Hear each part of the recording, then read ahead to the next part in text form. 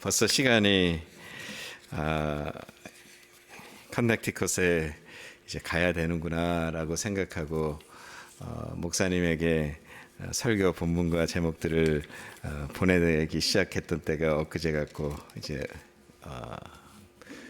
시간이 다가와서 이제 커넥티컷이라고 그러면은 제 평생 처음 오는 스테이트입니다. 미국에서. 저는 이 미드웨스트 동남부 그리고 캘리포니아까지 그 지역은 다 다녀봤는데 그래서 여기 동부 쪽에는 그 펜실베니아까지 왔었어요. 근데 이 지역은 한 번도 와보지 못한 지역입니다. 여러분이 계셨군요. 예, 특별히 PCA 우리 그 교회가 여기에 이렇게 지역을 지키고 있다는 그 이야기가 또 실체로 보게 되니까 가슴이 벅차오릅니다. 왜냐하면은 우리가 남부에서 시작된 교단이 이렇게 이제 확장돼 가면서 이제 뭐 서쪽으로 또 미드웨스트로 막 동쪽으로 그러면서 지금 이 척박한 동북부의 이 지역을 복음으로 더 정복해 나가는 최전선에 여러분들이 이렇게 용사로 있구나. 그래서 제가 하나님 어떤 말씀을 나눠야 될까요? 그때 이제 행복한 공동체라는 타이틀을 주고 이들이 정말 예수 안에서 행복하다라는 걸 말씀하기를 저한테 도전해 주신 것 같아요. 왜냐하면 우리는 진리를 알고 있습니다. 그리고 진리 대신 예수 그리스도를 알고 있습니다. 그 진리 대신 예수 그리스도가 우리에게 오셨고 우리를 아시고 우리를 보시고 또 우리를 보호하시며 우리를 공급하시며 우리를 인도해 주신다. 그 용사가 여기 최전선 동북부의 최전선에 우리 이 뉴 잉글랜드 은혜 장로교회 성도들이 바로 여기에 있습니다. 피스의 교단이 우상이 아닙니다. 그런데 미국에서 현재 미국에서는 가장 보수적이고 말씀의 진리를 지키려고 하는 그곳에 우리가 있는 것입니다. 저는 제가 의도적으로 이 피스의 교단에 온 것은 아닙니다. 저는 앞에도 좀 말씀드렸지만 제 백그라운드는 예수를 모르고 살았던 사람입니다. 그런데 하나님께서 은혜를 주셔서 30대 전후로 해서 예수를 알게 하고 인생이 완전히 바뀐 거예요. 인생이 완전히 바뀌어서 이제 하나님의 부르심을 직장을 다니다가 하나님의 부르심을 받고 목사가 되었습니다. 이 과정에서 의도적으로 피세이 교단 신학교를 간 건 아니에요.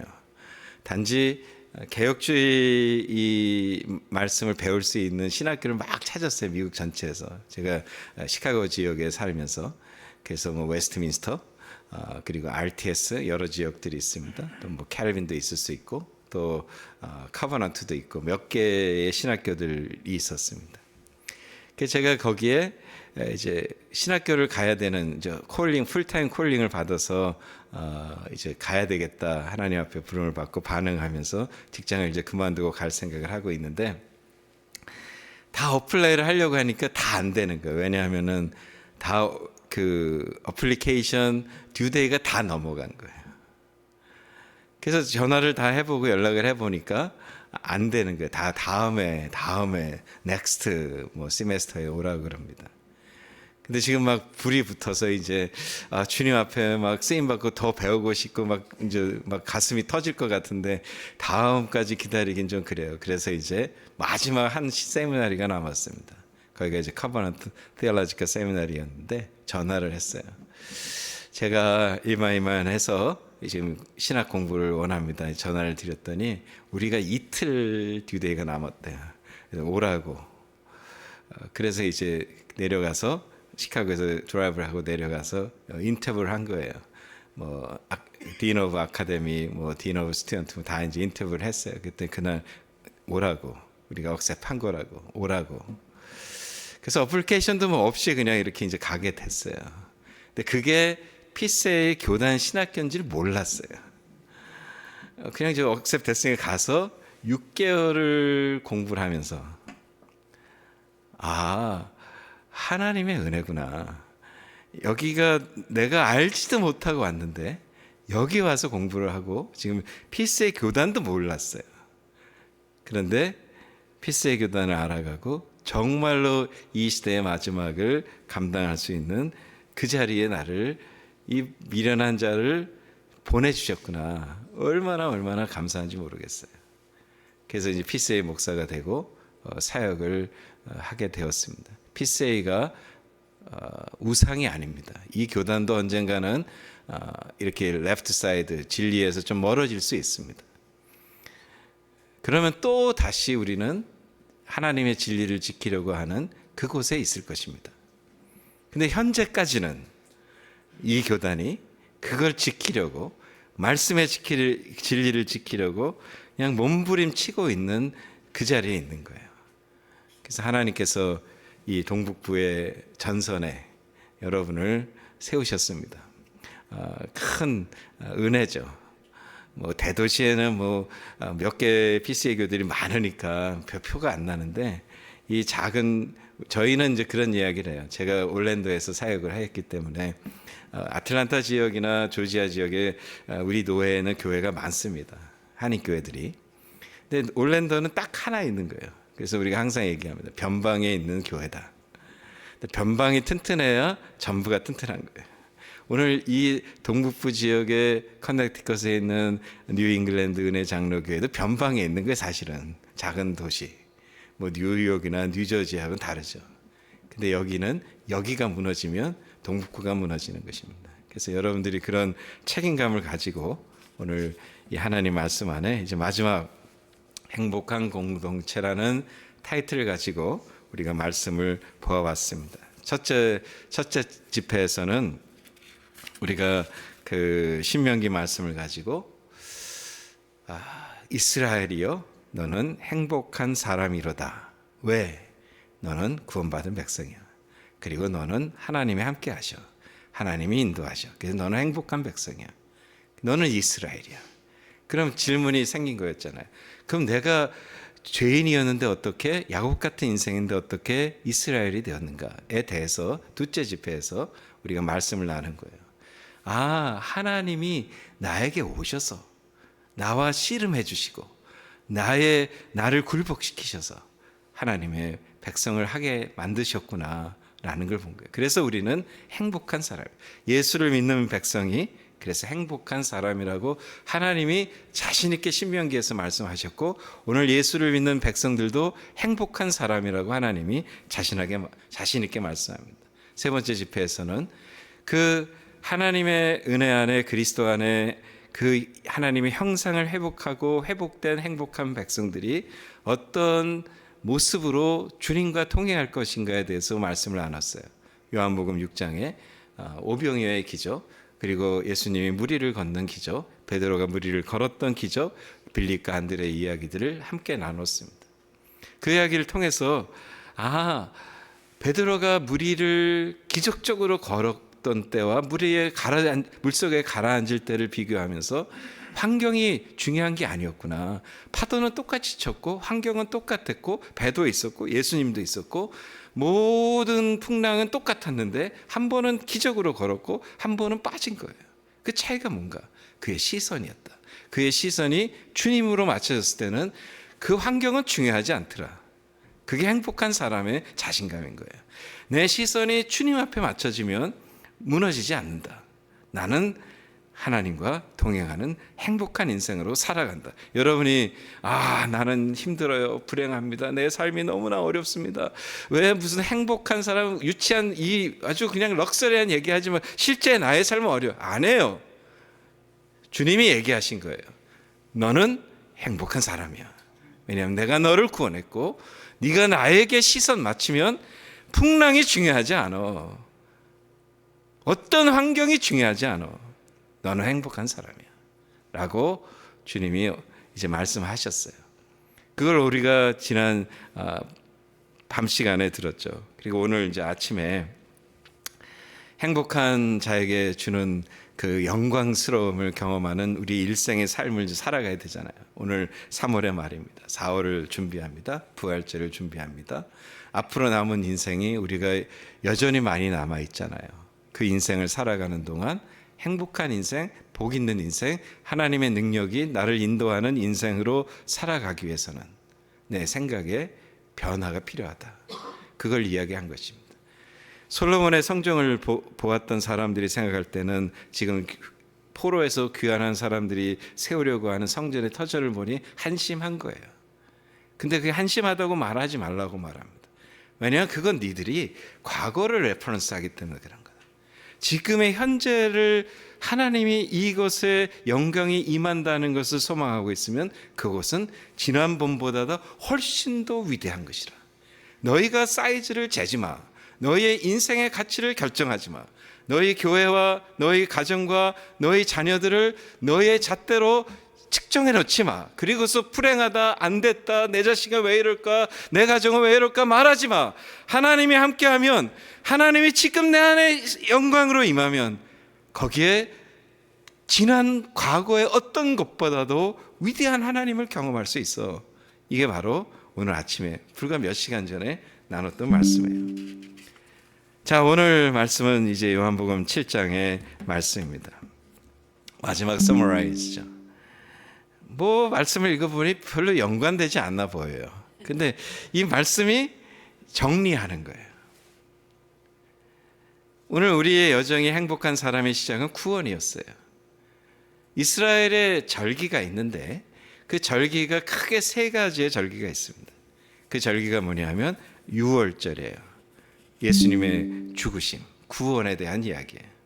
그리고 난 다음에 우리가 얘기하는 뭐 오순절, 맥추절 이 절기가 있습니다. 그다음 또 하나 절기가 오늘 본문에 등장하는 초막절이에요. 우리가 이야기한 네 번의 이야기가 뭐냐면 첫째 날 둘째 집회에서 얘기한 게 이 유월절에 대한 이야기예요. 예수님으로 인한 구원에 대한 이야기예요.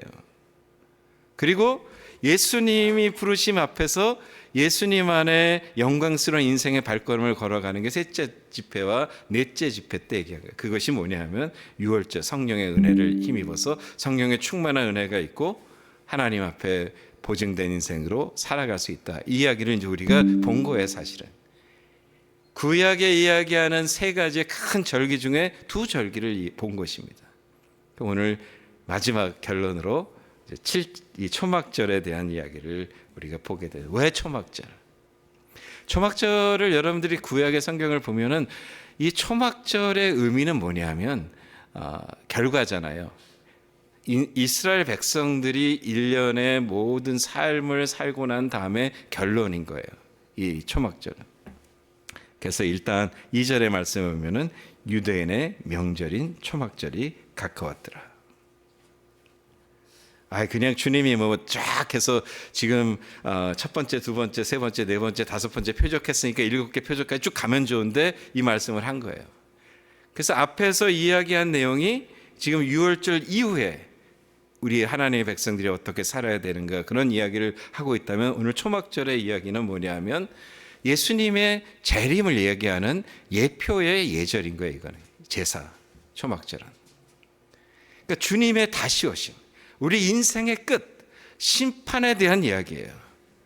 심판의 때 주님이 다시 오시는 그때까지 행복한 인생으로, 은혜 받은 인생으로, 구원받은 인생으로, 주님이 인도하는 인생으로 살아가게 될 때 우리의 삶에 어떤 일이 일어날 거에 대해서 오늘 이야기를 하는 것입니다.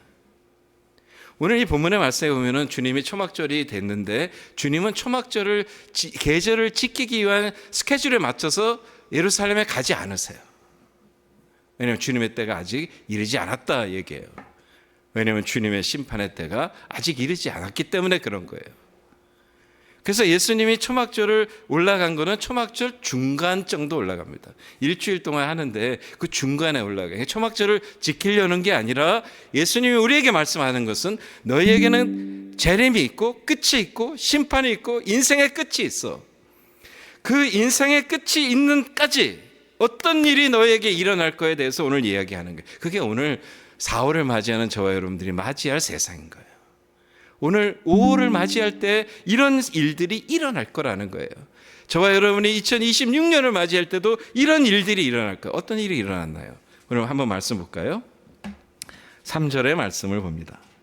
그 형제들이 예수님과 피를 나는 형제들이 예수를 안 믿어. 여기까지는 예수님이 부활하신 다음에 이들이 예수를 믿고 정말 제자들의 삶을 삽니다. 근데 예수님이 지금 승천하시기 전, 예수님이 십자가 사건 이전에는 이 형제들이, 피를 나는 형제들이 예수님을 안 믿습니다. 그들이 얘기하는 거예요. 뭘 얘기합니까?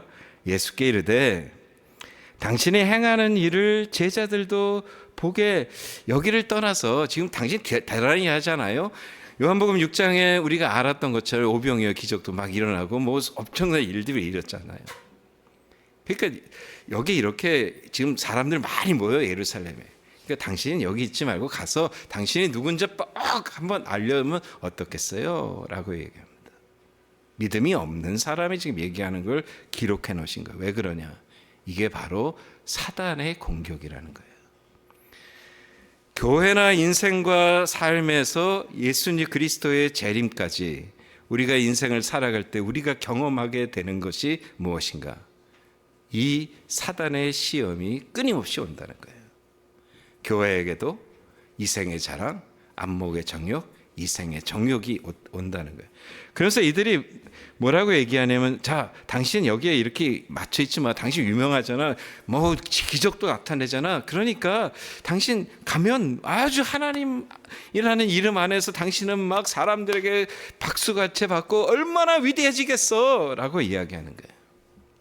여러분 생각이 요 말씀을 들으니까 좀 생각나는 예수님을 템프테이션 했던 일을 생각하지 않나요? 마태복음 4장에 등장하는 예수님을 이제 시험한 사단의 시험이 생각나셔야 돼요. 사단의 시험이. 자, 그러면서 5절에 이는 그 형제들까지도 예수를 믿지 아니하였다. 그렇게 말합니다. 무슨 이야기냐면, 이 이야기를 속에서 우리가 반드시 아셔야 되는 것은 저와 여러분의 삶이, 나는 행복한 사람입니다. 나는 예수 안에 구원받은 사람입니다. 예수 그리스도 안에 성령의 충만한 은혜를 가지고 살아가면 다 될 것 같은데 그러지 않는다는 거예요. 외형적인 것들 모든 것 다 내가 주님 앞에 시선을 가지고 주님 따라가기를 원합니다. 하지만 주님이 이 땅에 다시 오시는 그 날까지, 내가 주님 만나는 그날까지 살아가는 나의 모든 삶, 우리의 교회 섬기는 모든 것, 내 가정 쉽지 않다는 거예요. 사단이 끊임없이 예수를 계속해서 공격했던 것처럼, 예수를 시험했던 것처럼 오늘 저와 여러분들의 인생과 교회와 가정을 끊임없이 시험한다는 거예요. 그게 그 얘기예요. 오늘 초막절을 왜 여기 넣으셨냐면 바로 그 얘기를 하시는 것입니다. 쉽지 않은 인생입니다. 우리 인생이. 그리고 특별히 우리가 살고 있는 이 시대는 어떤 시대인가요? 저는 제가 요새 주일날 이제 설교 사역을 계속 하고 있는 곳에서 그런 이야기를 드렸어요. 우리가 살고 있는 이 시대는 남유다가 멸망하고 있는 그 시대 가운데 요시야 시대 같다. 히스기야 때까지 막 이제 뭐 하나님 막 이러고 있었어요. 그리고 히스기야 이후로 왕들이 므낫세 왕도 있고 아몬 왕도 있고 굉장히 약해졌습니다. 그리고 요시야 왕 때만, 그리고 그 요시야 왕 지나서는 여호와긴 뭐 이런 데서 나라가 망해요. 한 번 숨통을 쉴 수 있는 그때가 요시야 시대입니다. 미국도 마찬가지인 것 같아요. 전 세계도 마찬가지인 것 같아요. 여러분, 세상에 있는 제국이 사이클이 있어요. 250년, 300년이면 제국이 바뀝니다. 안 무너질 것 같은 제국이 250년 내지 300년이면 제국이 바뀌는 거예요. 오늘 미국이 내년이면 250주년이에요. 영원할 것 같아요? 영원하지 않습니다. 왜? 세상의 사이클이 그러기 때문에. 그 세상의 사이클에서 저와 여러분이 맞이하는 이 마지막 순간에 우리가 사는 곳이 지금 요시야 시대라면 어떻게 해야 되는가? 뭐 우리를 사탄이 가만 놔두겠습니까? 아니에요. 예수님 시험한 것처럼 교회에서도 너 잘나지 않았어? 너 이생에 자랑해야 되지 않아? 너 세상에서도 육신의 정욕 채우셔야 되지 않아? 뭐 이런 안목의 정욕, 눈에 보이는 것, 여러분, 요사이 사람들이 바보가 되잖아요. 코비드 이후로 세상이 바뀌어서 이 눈에 보이는 게 얼마나 많이 하나요? 뭐 앉아서 유튜브 보죠, TV 보죠, 뭐 카카오톡 보죠, 텍스트 보죠. 눈의 활동이 얼마나 많은지 몰라요. 제가 그 연구원 시절 때, 예수 그리스도 안에서 이제 콜링 받기 전에 퀘설랜드 연구원 시절 때 제가 전공한 게 그 물체 인식이에요. 컴퓨터 시스템을 가지고 저게 비행기인데 아군 비행기냐 아니냐, 또 비행기가 구름에 이렇게 갇혀 있으면 이 구름을 제거하고 이 비행기를 레코그나이즈해서 이게 아군이냐 적군이냐, 뭐 이런 거 아주 기초적인, 그 당시에는 아주 기초적인 거죠. 그런 거 연구를 했어요. 그때 눈에 대해서 많이 연구를 했습니다. 근데 뭐 보편적으로 얘기하는 것은 우리가 눈에서 들어오는 모든 정보가 내 삶의 85% 이상을 차지합니다. 생각이 지금 세큘러한 게 막 들어와요. 세상의 것들이 유튜브 보면서 또 뭐 TV 보시면서 뭐 수많은 것들, 카카오톡, 뭐 텍스트, 뭐 수많은 뭐 X, 뭐 수많은 거 있잖아요. 보여지는 것으로 인해서 내 모든 인생의 85% 이상이 잠식되는 것입니다. 그러면서 그 속에서 안목의 정욕, 이생의 자랑, 육신의 정욕을 자꾸 하는, 나도 모르게 아마존에 가서 이게 오더한다고요. 요새는 생각이 쉬워졌어요. 아이 뭐 쓸까 안 쓸까 모르는데 그냥 오더하고 리턴하면 되지, 뭐 이런 생각인 거예요. 우리가 그런 시대로 지금 넘어가고 있는 거예요. 그러니까 수도 없이 안목의 정욕, 이생의 자랑, 육신의 정욕을 계속해서 사단이, 그게 바로 오늘 주님이 얘기하는 것입니다. 주님 다시 오실 때까지 지금 요아스의 시대를 지나가고 있는 저와 여러분들이 기다리고 있는 것은 멸망이잖아요. 심판이잖아요. 근데 우리는 그리스도인이에요. 살아있잖아요. 그 안에 뭐를 해야 되는가? 하나님의 하나님 되심을 증거하고 살아야 되는, 증거를 하려면 내가 그걸 경험해야 되잖아요. 저는 한국교회가 이 망해버리게 됐던 것 중에 또 한 이유가 크게 뭐냐 하면, 디클레어를 하고 있잖아요. 그 이유 중에 크게 하나는 제자훈련이에요. 제자훈련이 나쁘다고 얘기하는 게 아닙니다. 제자훈련을 하다 보니까 머리가 커졌어요. 머리가 커진데 내가 제자를 만들어야 되는데 머리가 커졌으니까 아는 게 많아진 거예요. 그래서 가르치긴 잘해. 그러니까 자기는 제자가 안 되는 거예요. 이게 우리의 교회의 병폐이고 그리스도인의 병폐고 목사들의 병폐입니다. 목사들 신학적인 거 공부하고 책 많이 읽습니다. 저도 책 많이 읽고 왔어요. 또 지금도 읽고 있고. 그런데 내가 제자가 되지 않고 내가 하나님의 사람이 되지 않고 뭘 가르칠 수 있나요? 세상 사람도 다 할 수 있는 것입니다. 근데 그리스도인은 내가 바뀌어야 되는 것입니다. 바뀌려고 그러면 뭐 유튜브 보지 마세요, 이게 아니면, 보셔야죠. 이제 정보를 알아야 되니까.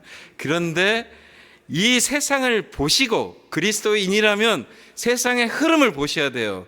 모든 제국은 250년에 300년에 다 망하고 새로운 세상이 생겼습니다. 오늘 우리가 그 끄트머리에 있는 거예요. 그런데 그 끄트머리에 복음의 진리, 정말 삶과 죽음을 나눌 수 있는 복음의 진리를 오늘 우리가 쥐고 있는 것입니다. 아침에 노아의 방주 이야기했지만, 노아의 방주가 이제 만들어져서 물이 쫙 찼잖아요. 40일 동안 막 물이, 이제 비가 내려서 홍수가 나서 배가 이렇게 이제 떠오르기 시작합니다. 여러분들이 창세기의 말씀에 보면은 그 세상에서 제일 높은 산, 우리가 생각할 때 에베레스트 산인가 뭐 이렇게, 내가 모르겠어요 무슨 산인지. 제일 높은 산과 요 방주의 끝은, 이 가장, 우리가 에베레스트 산이라 그러면 8,000 넘잖아요, 높이가. 그거에 비해서 그 갭은 비교할 수 없을 만큼 작습니다. 근데 그 작음이 삶과 죽음인 거예요. 근데 저와 여러분이 그 삶의 백성으로 주님이 구원해 주신 거예요. 이 마지막 시대에 그 은혜 받은 백성으로 마지막 때를 어떻게 살아가야 되는가에 대한 이야기인 거예요. 오늘 이 이야기가. 끝은 있습니다. 미국의 끝이 옵니다. 아마 언젠가는 제가 말씀한 걸 꼭 기억하실 것입니다. 역사는 반복되는 거예요. 250년 내지 300년 이상 된 제국은 없었습니다. 내년이 우리의 250년입니다. 그럼 뭐 해야 되나요? 우리가 주님으로 가득 채우고 지금 급한 거예요. 믿지 않는 백성들에게 예수를 소개해야죠. 내가 전도할 수 있는 게 아니라 소개하는 그 안에 성령의 역사에 주님이 뜻하셨으면 변화가 일어날 거예요. 교회에 초대하셔야 돼요. 저는 왜 교회에 사람들을 초대해야 된다고 강하게 믿는 사람, 제가 그런 경험을 했기 때문에. 저는 안 믿으면서 교회를 다녔어요. 왜냐하면 저희 어머니 때문에, 저희 가족의 만남 때문에 안 믿으면서 몇 년을 교회를 다녔어요. 근데 어느 날 뭐 말씀을 하는데 듣긴 들어요. 근데 이게 정리가 안 되잖아요. 와닿지가 않잖아요. 뭐 찬송도 한다고 하지만 이게 뭐 와닿지도 않잖아요. 근데 어느 날 그게 한 10월 정도예요. 똑같은 예배당, 똑같은 목사, 똑같은 성도들, 똑같은 환경. 근데 그때 말씀이 들린 거예요. 말씀이 들리면서 그동안에 있었던 온갖 컴퓨스가 정리가 되는 거예요. 예수가 나의 주님이라는 게 그때 확신이 되는 거예요. 그리고 내가 죄인이었다는 게 발견이 되는 거예요. 그래서 말씀은 능력인 거예요. 말씀을 듣다 보면 여러분, 그래서 주변의 사람들, 방황하는 사람들 그냥 예배 오시라 그랬어요. 교회 정착시키는 건 2차적인 것이고요. 교회 초대하셔요. 그리고 뭐 소그룹 모임 이런 거 필요 없어요. 예배에 오시면은 말씀이 선포되거든요. 이 말씀은 주님의 말씀이면 거기에는 생명의 역사가 있게 되는 것입니다. 저는 경험했어요. 제가 그 주일 이후의 저의 삶은 아마 저희 집사람이 너무 잘할 거예요. 그 전에 저희 집사람의 기도 노트는 제 구원이었어요. 제 구원이고 제가 어떻게 하면 신앙생활 할까, 그게 가득했어요. 그 날 하나님의 말씀이 내 인생에 임하게 되니까, 들리니까, 알게 되니까 인생이 곧 순간부터 바뀐 거예요. 교회 사람들은 당황한 거죠. 저 사람이? 미쳤나? 뭐 이런 거예요. 그렇게 은혜를 받을 수 있는 순간은 말씀의 역사입니다. 뭐 소그룹 활동해서 우리 교회 너무 좋죠. 우리 교회 사람은 너무 끈끈하죠. 오래 안 갑니다. 말씀의 은혜 받으면 끝까지 가요. 말씀의 능력이 임하면 오늘 이 끝이 있는 시대를 살아가는 저 여러분들이 행복한 백성이라면 주 예수로 가득해졌어요. 내가 주님의 제자가 되고 주님의 행복한 백성이 되어서 예배를 드리고 그 안에 같이 드리는 예배자가 하나님의 말씀 앞에 거듭나는 그 소망을 갖고 이 전선을 지키시면 여러분, 이 교회는 뭐 수적으로 뭐 충만해진다, 넘쳐난다, 이걸 이 얘기하는 게 아니라 성령의 정말 교회가 되는 것입니다. 그래서 오늘 이제 본문의 말씀을 봅시다. 주님이 계속 이야기합니다. 내가 지금 아직 내 때가 안 됐어. 말씀을 6절 7절에 봅니다. 예수께서 이르시되 내 때는 아직 이르지 아니하였거니와 너희 때는 늘 준비되어 있느니라. 세상이 너희를 미워하지 아니하되 나를 미워하나니. 그러니까 우리 같은 교회를 세상은 미워해요. 왜냐하면 우리가 말씀의 진리를 붙들고 있기 때문에. 세상 앞에 박수 받는 교회라면 여러분 한번 갸우뚱해 보셔야 돼요. 뉴 잉글랜드 은혜 장로 교회가 세상에 이 카미리리에서 사람들에게 박수 받고 막 한다 그러면은 우리 목회자로부터 당회 장로, 장로님들 다 한번 기도하면서 생각해 봐야 돼요. 나는 세상에 박수갈채 받으려고 사역하는 게 아닌데 왜 세상이 우리를 박수할까요? 그럼 질문이 이거예요. 나는 예수님 안에서 환영받고 칭찬받고 있는 사역을 하고 있습니까? 라고 정직하게 물어봐야 돼요. 그럼 답이 나올 겁니다. 우리는 타협하지 않습니다. 우리는 세상을 기쁘게 하는 교회가 아닙니다. 우리는 주님을 높이는 교회고 주님 안에 행복을 찾는 교회고 행복을 나누는 교회예요. 그게 증명되셔야 되는 것입니다. 그게 우리 삶의 우리 교회를 통해서 증명되셔야 된다는 거예요. 그래서 오늘 주님이 이야기하죠. 너희 때는 늘 준비돼 있어. 그냥 니들 세상처럼, 너희라고 이야기하는 게 뭐예요? 여기 얘기하면은 뭐 형제들, 세상의 사람들이에요. 너희들은 너희가 영광 받고 싶고, 너희가 끝이라고 하면 끝이고 시작이면 시작이고, 너희는 니들이 알아서 할 수 있어. 그런데 하나님의 때는 내가 정하는 거야. 내가 역사하는 거야. 오늘 이 말씀을 여러분 그냥 스쳐 지나가는데 6절에 큰 말씀이에요. 예수께서 이르시되 내 때는 아직 이르지 않았어. 그 말은 나의 때는, 나의 역사는, 하나님의 역사는, 세상의 역사는 내 안에 있어. 근데 니들이 됐다 안 됐다, 이게 아니라 이렇게 얘기하면 안 돼. 니들은 언제든지 다 니들 때를 얘기하는데 나의 때는 내 안에 있는 거야. 이 교회의 때는 주님 안에 있어야 됩니다. 여러분의 가정의 때는 주님 안에 있어야 되는 거예요. 여러분의 자녀의 때도 주님 안에 있어야 되는 것입니다. 이게 오늘 6절의 말씀이에요. 그래서 세상이 너희를 미워하지 않는데 핍박을 받을 거야. 왜냐하면 세상은 나를 미워하기 때문에. 복음을 지키며 진리를 지키는 삶이 그렇게 쉽지 않습니다.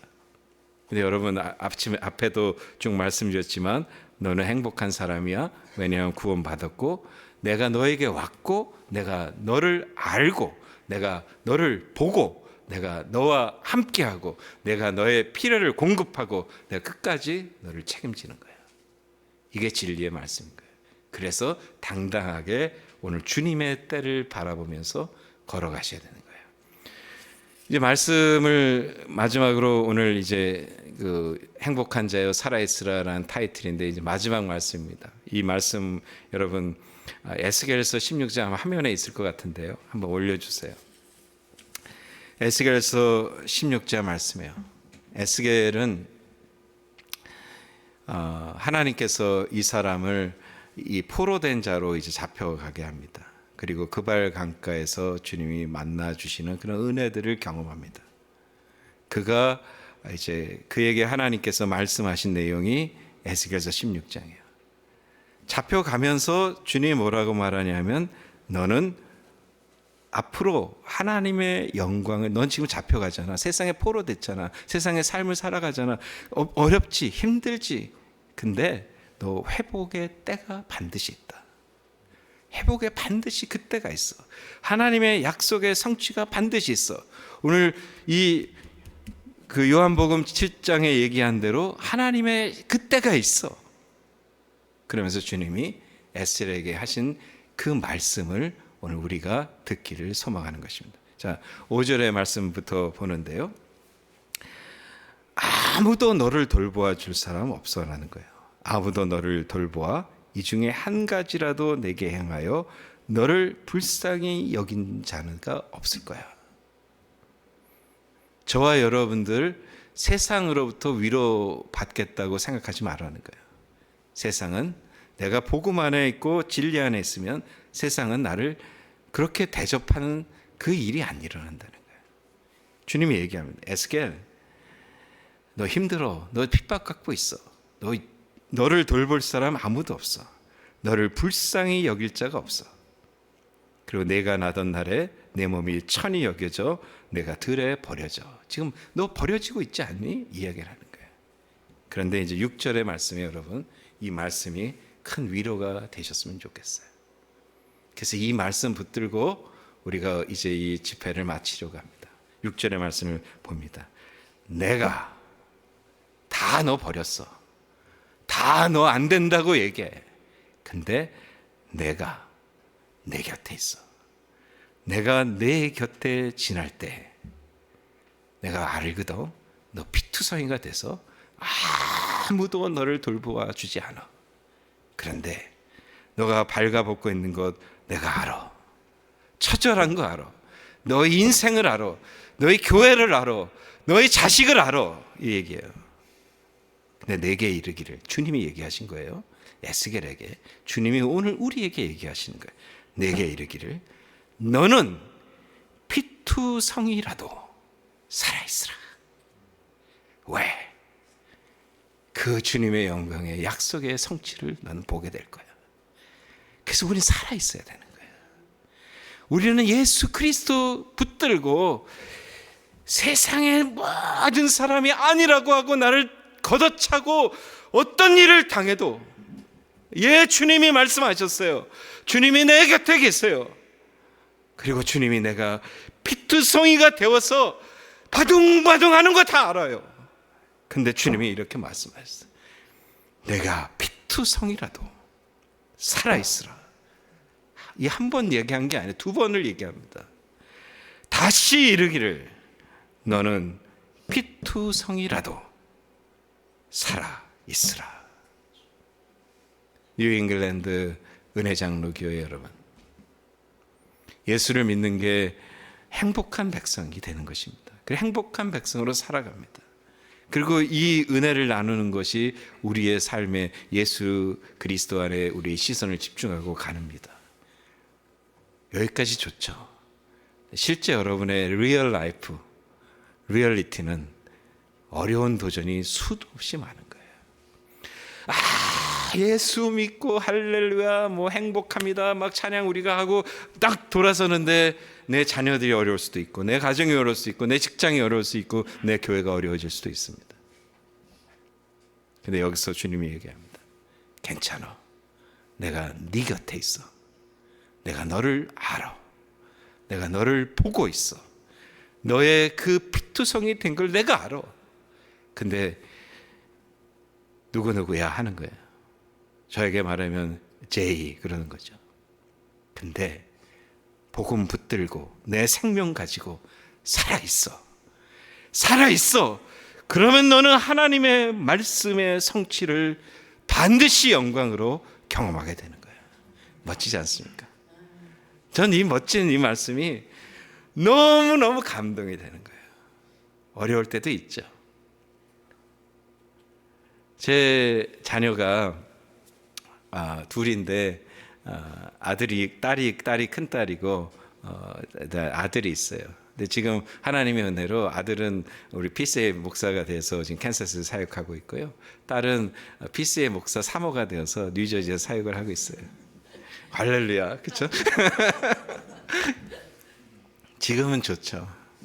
근데 제 딸이 이제 고등학교를 막 졸업하고 대학교를 갔어요. 저는 우리 딸은 우리 개혁주의 신앙에 아주 철저히 공부를 시켜야겠다. 그래서 우리 교단 칼리지가 있어요. 카버넌트 칼리지라는 데를 보냈습니다. 거기 가서 이제 공부하고 예배드리고 좋은 친구들 만나고 좋은 교육 받으면 좋은 이제 그때는 사모가 될지 안 될지 모를 때였으니까, 그러니까 좋은 하나님의 영향을 끼치는 자녀가 될 거야. 그걸 보냈어요. 근데 1년 반이 지났는데 저희가 방학 때 걔를 데리러 간 적이 있습니다. 루카우 마운틴 조지아에 있는 거기를 가서 데리고 오려고 하는데 학교를 그만두겠다는 거예요. 왜? 그랬더니 내가 하나님이 누군지 잘 모르겠대요. 왜? 아니 목회자 자녀로 다 커서 뭐 주일학교도 돕고 유스도 뭐 이렇게 활동하고 뭐 선교도 갔다고 다 했는데 왜 지금 와서 왜? 그 하나님이 뭐 어떠다 저떠다 막 고백하고 그러지 않았어? 막 예수가 나의 주님이 왜? 그랬더니 하나님이 있는지 없는지 모르겠다는 거예요. 그래서 왜? 그때 얘가 이제 그 얘기를 하는 거예요. 자기가 고등학교 다닐 때까지는 자기가 마이너리티라는 걸 모른 거예요. 뭐 학교에서 잘 나가고 뭐 밴드도 잘하고 뭐 굉장히 잘했으니까 자기가 마이너리티라는 걸 모른 거예요. 근데 커버넌트 칼리지를 딱 가니까 스페셜 케어를 받아야 할 마이너리티가 돼버린 거예요. 왜냐하면 99%가 다 코케이시안 다 피플이었으니까. 그러니까 자기 아이덴티티가 내가 뭐야? 자기는 이 메조리티 한 사람을 생각했는데 이 학교에서는 아이들이 이 아이는 마이너리티니까 스페셜하게 케어를 해야 된다는 거예요. 그러니까 자기 아이덴티티에 지금 너무 혼동이 된 거예요. 그러더니 이제 막 혼란해지기 시작하고 그럼 난 누군가 이 아이덴티티에 이 크리시스가 생긴 거지. 그래가지고 학교를 이제 그만둬야 되겠다 그래요. 그 저희 부부가 그래 그만둬라 얘기했습니다. 자퇴를 시켰습니다. 그리고 이 아이를 이제 어떻게 할 것인가. 지금은 목사 사모가 됐어요. 너무너무 가슴이 아픈 거예요. 이 아이를 어떻게 해야 되는가. 이렇게 중도자절하라고 우리가 기도하며 키운 게 아닌데. 그래서 이 아이를 이제 그 선교 단체 이제 좀 커미트먼트에서 가서 훈련 좀 받고 거기서 좀 다른 세계를 좀 경험했으면 좋겠다 해서 그 선교 단체를 보냈습니다. 근데 어느 날 거기서 이제 훈련을 받다가 전화가 온 거예요. 전화가 오면서 저희 집사람에게 얘기한, 맘, 내가 진짜 리얼 넷을 만났어. 그러는 거예요. 저는 제가 그 하와이 간 적이 없는데, 근데 리얼 넷을 만났다는 거예요. 걔 인생 가운데 뭐 선교 여행도 해야 되고 하는 버짓이 있는데 저희가 못 대주겠다 그랬어요. 네가 하나님을 경험하면서 하나님이 공급하시는 것을 좀 경험했으면 좋겠다. 근데 얘가 돈이 없어가지고 이제 선교를 거기 단체에서 어블리게이션으로 가야 되는 걸 못 가는 그런 상태였는데 기도를 하는데 어느 날 이제 하나님이 걔를 만나시고 그 다음 날 하나님이 그 돈을 공급해 주셨어요. 그래가지고 전화를 한 거야. 맘, 진짜 대들 만났어요. 뭐 그래. 그래서 그 주님을 만나게 되니까 미국에서는 자녀들이 뭐 1, 2년 늦는 거 한국하고 좀 다르잖아요.